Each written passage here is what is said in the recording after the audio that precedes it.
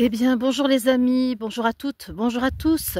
Quelques mots ce matin depuis le désert totalement rénové, après 2 tornades qui se sont déroulées pendant 24 heures et qui ont obligé les Bédouins qui sont avec nous pour organiser notre séjour à tout reconstruire 2 fois.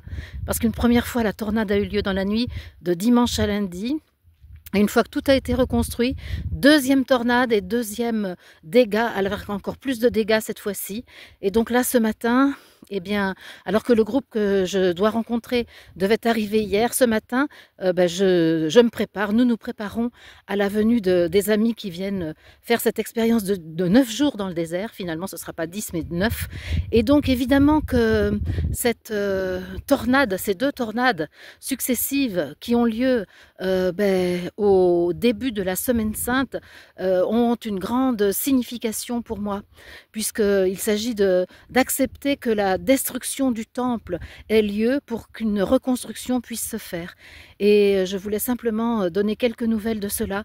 Ça a été vraiment très très puissant d'assister à cette destruction. Personnellement, dans la nuit de dimanche à lundi, alors que le vent avait énormément soufflé, j'étais restée couchée tranquillement sous la tente et tout à coup, à 4 heures du matin, ma tente s'est soulevée et est allée voler 4 dunes plus loin, vraiment d'une manière spectaculaire. Je me suis retrouvée avec évidemment tout qui volait, à part les choses très lourdes, ma valise notamment qui ne s'est pas envolée.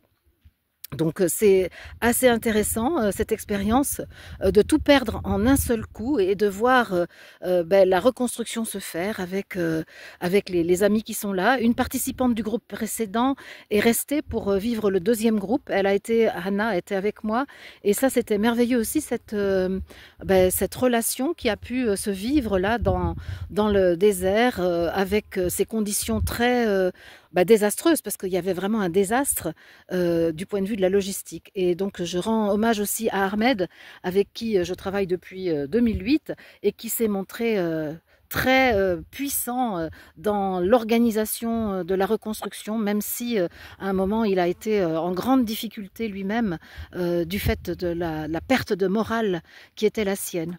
Donc voilà, je suis toujours avec nos amis de YouTube, avec nos amis du groupe Telegram Unité Je Suis, et je suis toujours en lien.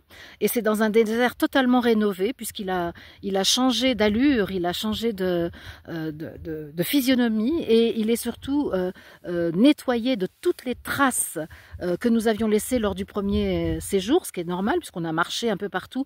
Et lorsque ce groupe arrive là, il n'y a plus aucune trace dans le sable des pas que nous avions faits et peut-être aussi aucune trace d'un certain nombre d'informations ou aucune trace aussi du poids émotionnel, du poids affectif, du poids cognitif qui immanquablement se pose dans le plan astral lorsque nous sommes quelque part.